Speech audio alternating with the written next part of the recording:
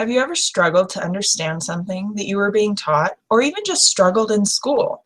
I know I have, and this is because everyone learns differently. There are actually many different types or styles of learning, and only one of them is regularly used in our public schools. It wasn't until my mom figured out my specific learning style that I really started to learn and enjoy school.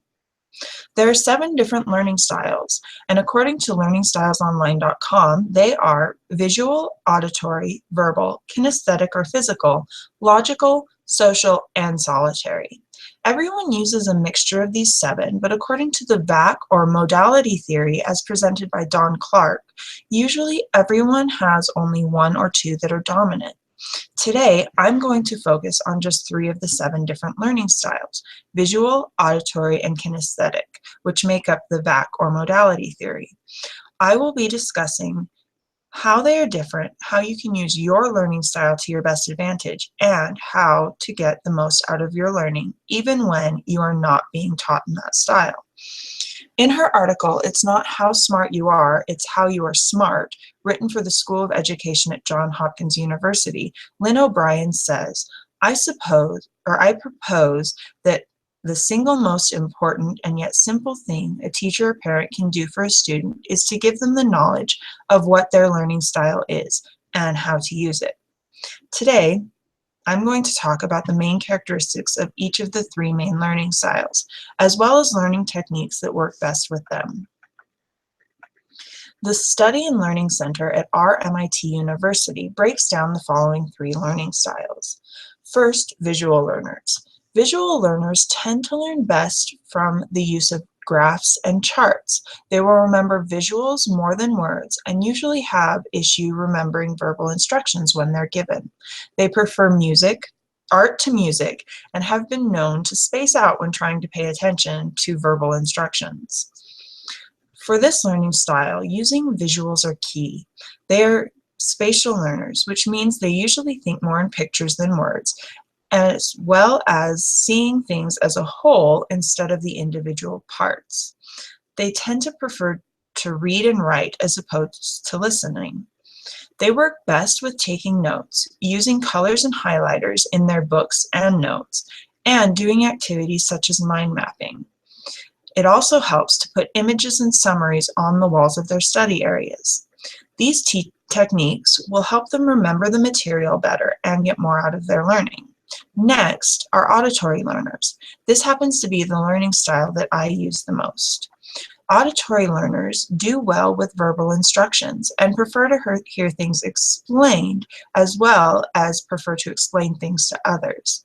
They can usually be found talking to themselves while they work or study, and enjoy debating and discussing things, as well as reading out loud, and prefer music to art. These people will get the most out of their studying if they utilize study groups, say things out loud, and record themselves reading texts or discussing issues. Reading notes out loud and explain or retell what they have learned to someone else. I often find myself reading my textbook out loud in order to understand and comprehend it more. The third type of learning style is kinesthetic or physical. People with this learning style often take notes or draw while they are listening and remember best the activities that they physically did. They memorize best by walking and seeing things rather than reading it in a book, and they enjoy hands-on activities as well as group interactions. They learn by relating facts to theories to their own experiences and teaching what they have learned to others.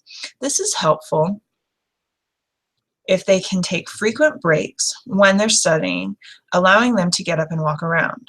Study groups are also helpful with this learning style, and the best way to test their knowledge is to have them take what they have learned and change it into something else, such as taking something from study notes to a diagram, flowchart, or model.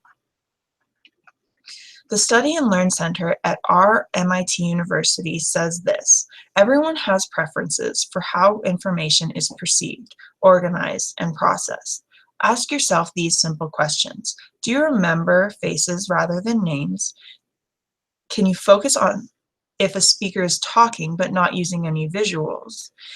Do you find that you need to take notes or do something with your hands when you're concentrating? They continue and say, essentially, visual learners learn through what they see, auditory learners from what they hear, and kinesthetic from activity or doing something.